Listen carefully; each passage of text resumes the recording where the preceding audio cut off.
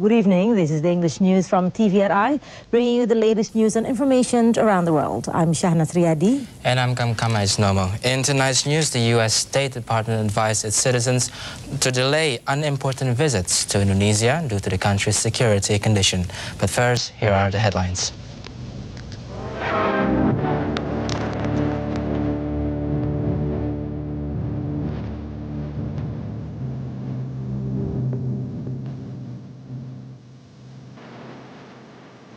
Israel conditionally accepts President Bill Clinton's blueprint for a final peace treaty with the Palestinians.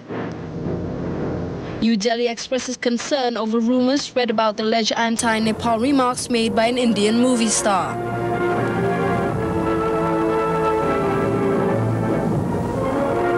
Freezing temperatures and icy conditions cause havoc in part of the USA. You are watching the evening news. And those were the headlines topping today's news. Now we go over to Syahnaz from the first report from the Middle East. Go ahead, Syahnaz. Thank you, Kama. Israel conditionally accepted U.S. President Bill Clinton's blueprint for a final peace treaty with the Palestinians on Thursday, despite the Palestinian authorities' apparent objections to the proposal. The conflicting stances raised doubts over whether Israeli Prime Minister Ehud Barak would travel to Egypt on Thursday for a summit with Egyptian President Hosni Mubarak and possibly Palestinian President Yasser Arafat. An Israeli official said Barak and Mubarak had arranged to speak on the telephone to evaluate the situation ahead of the time originally set for a possible meeting on Thursday afternoon. Barak's office said after a late-night Security Council meeting that Israel viewed Clinton's ideas as a basis for discussion, provided that they remain unchanged as a basis for discussion also by the Palestinian side. It added it would request clarification from Washington on several unspecified issues related to Israel's vital interests. The Israeli response came after Palestinians sent an ambiguous letter to Washington, which reportedly neither accepted nor rejected Clinton's suggestions for resolving crucial issues such as Jerusalem, Jewish settlements, and Palestinian refugees. The Palestinian authorities' letter reportedly raised concerns with key elements of Clinton's plan. Palestinian negotiator Saeb Erekat said a final Palestinian response would depend on U.S. clarifications. India says elements inimical to warm Indo-Nepal ties are spreading rumors about the alleged anti-Nepalese remarks attributed to an Indian movie star. New Delhi expressed concern on Wednesday over the rumors being spread about the alleged anti-Nepal remarks attributed to an Indian movie star. Minister of External Affairs spokesman said those rumors were totally baseless. 4 people were killed and dozens injured in the Himalayan kingdom on Tuesday when police clashed with demonstrators who accused movie heartthrob Hrithik Roshan of saying in a television interview that he did not like Nepal or its people. Roshan has denied making any negative statements about Nepal and appealed for an end to the uproar. Officials said protesters in Kathmandu burned tires on Wednesday as shops pulled down shutters and cars staved off the streets. Authorities in Kathmandu said they had no idea where the reports of the alleged slurs originated. Roshan said the people who accused him of making the critical remarks about Nepal had not shown any proof, and the television channel that allegedly aired the interview had not been identified. Roshan, who got married last week, said he believed members of the criminal underworld may have been responsible for steering the trouble. Tens of thousands of Chechens forced to spend their second winter away from home in refugee camps across Ingushetia have begun celebrations of the end of the fasting month of Ramadan and the first day of the Muslim Eid al-Fitr holiday. Residents of Karabula camp, new home to almost 10,000 of Chechen refugees, started the morning with traditional visits to friends and relatives. But this time, many couldn't afford to bring along traditional gifts. Forced to leave their war-torn republic over a year ago, many Chechens are celebrating the end of the holy month of Ramadan in worn-out tents, still not able to return home. This year, children were the only ones who got their gifts, mainly sweets, despite the circumstances, and felt completely happy. Most of the adults celebrated the end of the holy month of Ramadan with mixed feelings, nostalgia, and hope that the next year they will hold the celebration at home. In the morning, men gathered for prayer at a mosque recently built outside the camp. War followed by life in refuge, poverty and hardships has turned many young Chechens to Islam. If several years ago mosques were visited mostly by elderly men, nowadays refugees of all ages are actively practicing Islam. Jean-Pierre Versini-Campini and Wilmer, lawyers of Jean-Christophe Mitterrand, the eldest son of late French President François Mitterrand, held a press conference in Paris following a court decision to keep their client in jail on suspicion of arms trafficking in Africa. A French court on Wednesday turned down a plea for bail by a son of the late President François Mitterrand and ordered that he be kept in jail pending possible trial for illegal arms trafficking with Africa. Jean-Christophe Mitterrand, 54, his father's advisor for Africa from 1986 to 1992, is being held on suspicion of influence peddling, complicity in arms trafficking, and abuse of confidential and company funds in relation to large sales of Russian arms to Angola in the early 1990s. Mitterrand's lawyer, Jean-Pierre Versini-Campini, told reporters that he could not give any specific information about the suspicions which are hanging over his client, and added that the only thing known for the time being is that he received from Brenco Trading Limited an important amount of money transferred on a Swiss bank account. The Paris Second Court of Preliminary Examination followed the state prosecutor's request that the case would be better served if Mitterrand remained in the notorious La Sante prison in Paris for the time being. He has been held in a VIP wing at the prison since his arrest last Thursday. Invited to the.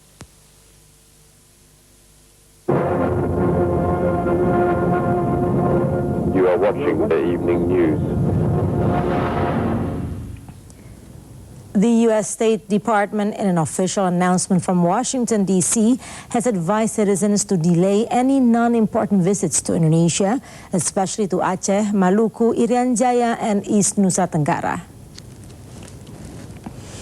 As reported by the Associated Press, the official government release stated that United States citizens who plan to visit Indonesia or are already staying at the areas mentioned must be alert because of the unstable security situation where incidents happen, such as the recent bombings on houses of worship, central business locations, and places of political activities. The release also stated that in the past few years, violence has escalated in major islands throughout Indonesia, which is why U.S. citizens must be on the lookout for such incidents during their stay there. More than 9 people were lucky to escape drowning after being swept away by a huge wave at Kuta Beach in Bali yesterday. They were saved by members of the beach lifeguard. According to the head of the lifeguards, Nengah Sudipta, most of the victims had actually drowned but were then able to be resuscitated by local beach lifeguards who were on guard at that time of the incident. Most of the victims were local tourists from Java who were enjoying holiday vacations in Bali. The day before Christmas, 17-year-old Komang Edi Putrawan from Singaraja, Bali, drowned while he was swimming at Kuta Beach. Local lifeguards tried their best to locate the victim. The body of the victim was found dead 3 days after the incident at the beach. Kuta Beach is one of the main tourist destinations, especially during the holiday season, where the number of tourists increased markedly. The head of the Bandung lifeguard, Igde Brata, in anticipating the increasing number of tourists visiting the beach, has assigned 26 professional lifeguards to guard it. Bandung Lifeguard Center has employed 32 professional lifeguards and 125 volunteers who were being posted in several posts. The number of people leaving Java for holidays from Sumatra has unexpectedly increased today. The number of people crossing the Sunda Strait at the Bakauheni harbor has unexpectedly increased today. The increase has caused thousands of passengers to be left stranded without any transportation because most buses had been stationed in Bandar Lampung, 100 kilometers away from the ferry harbor. Thousands of people could be seen queuing for transportation since last night. The number of people sharply increased even after ships had transported thousands of passengers from Merak to Bakauheni. The peak happened from 2 a.m. to 5 a.m. Thousands of passengers were forced to wait at least 2 to 3 hours to get buses. The small number of buses provided in Bandar Lampung has led to thousands of people being stranded at the Bakauheni parking lot. Local officers estimated that the number of travelers on the second day of Idul Fitri reached more than 30,000 people. With a tough finish to the year 2000, investors are hoping for sunnier skies in the year ahead. The year 2000 will be remembered as a disappointing year for most investors. The first thing on any stock buyer's Santa wish list is sure to be a better and more profitable year 2001. 2000 saw a decline in both the blue chip Dow Industrial Average and an even bigger drop in the Nasdaq. The Dow has fallen over 1,000 points of its peaks of last January, while the Nasdaq has been the most severely pummeled of the major indices. It has fallen almost 50% of its highs of last March. Mitch Meisler, who specializes in the technology sector for CE Unterberg Taubin, says a herd mentality led to the sharp declines in technology stocks over the last year. One bright spot for savvy investors in 2000 was the continuation of the mega merger trend. The year saw the big mergers announcements across many sectors of the economy, but Larry Wachtel of Prudential Securities in New York says the coming year will see a decline in the number of big-name mergers. Most Wall Street economists predict that the U.S. economy will continue to slow into the first 2 quarters of 2001, with some disappointing company profit warnings along the way. Both Wall Street and the individual investors are counting on a helping hand from Alan Greenspan, the chairman of the Federal Reserve. All signs point to an easing of interest rates by the Fed shortly, but Wachtel says lower rates alone will not resuscitate the economy. Despite the taking in on the chin, many investors are still in the game and say they will continue to buy stocks in 2001. You are watching the evening news. The results may look pretty, but the freezing temperatures and icy conditions are causing havoc in part of the United States. Arkansas is a state in near paralysis. An inch-thick slate of ice now coats the bulk of the state. Lovely to look at, but disastrous to navigate. Emergency officials have urged residents to stay home, but for thousands, there is no option. They couldn't get out if they tried. Many who did brave conditions went out to stock up. Some hardware stores open even without electricity to get batteries and supplies to those in need. Conditions are hazardous. Trees keep crashing down on power lines across the state. No power, and for many residents, no mail delivery, no newspapers. It will be days before life returns to normal in Arkansas. Things are not much better in eastern Oklahoma, which is still iced over and very dangerous. Some have been without power for 3 days. The worst winter storm to hit the southern states in over 20 years had its origins this past weekend in New Mexico. Another winter storm hit New Mexico on Tuesday night. The treacherous one is now headed east. Even the Arkansas governor is without power, and some cities like Hot Springs are without running water. 2 hikers had a lucky escape on Wednesday with the help of a team of the Los Angeles County Search and Rescue.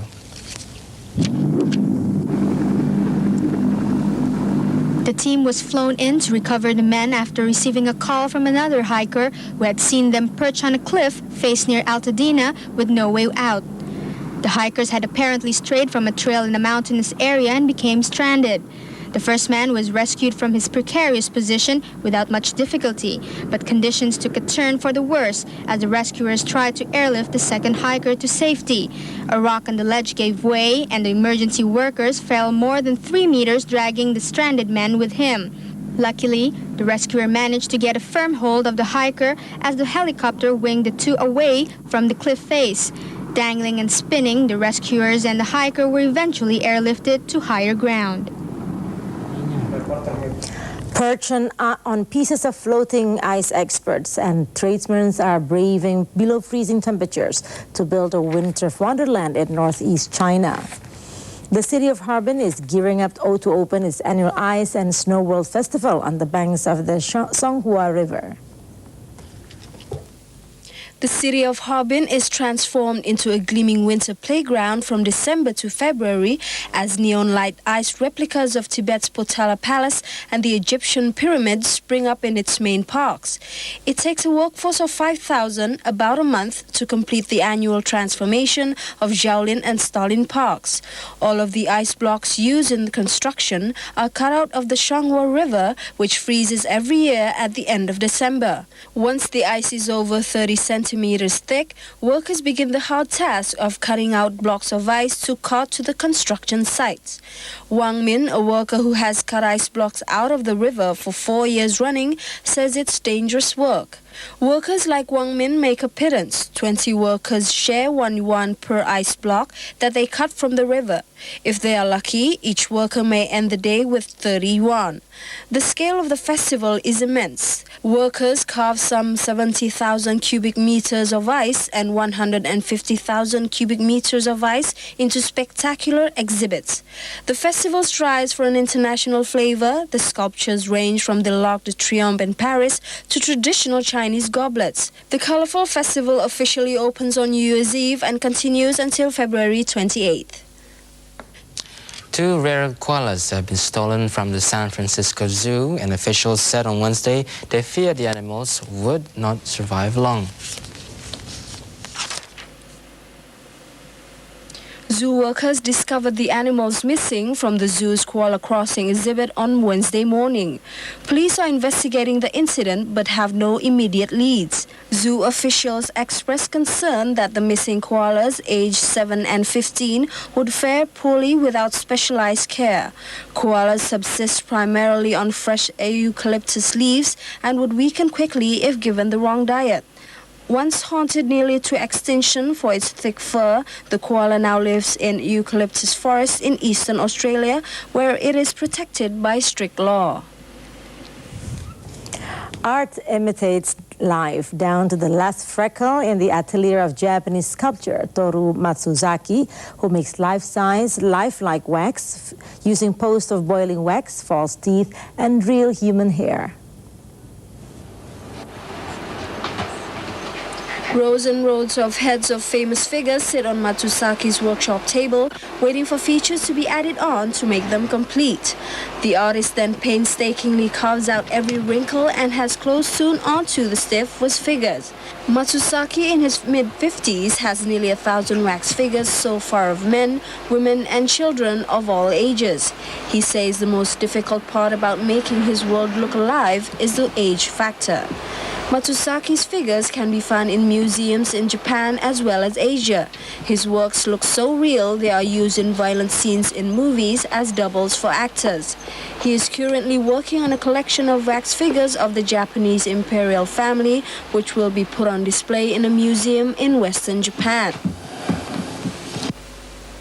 The late Japanese Emperor Hirohito now sits in the middle of his workshop, and the heads of the current Emperor and Empress are on the brink of completion. You are watching the evening news. President-elect George W. Bush was on vacation fishing and playing golf in Florida on Wednesday, but also reeled in more cabinet members and hinted that he might announce a couple later this week. Bush refused to tell reporters whether he had looked for a defense secretary, the last of the more senior cabinet posts he has yet to fill. The president-elect was due to leave Florida on Thursday for a 2-day visit to Washington, where he will interview potential cabinet members. On the golf course, his tee shot brought gasps from the crowd, but the cameras didn't show where his ball finished up.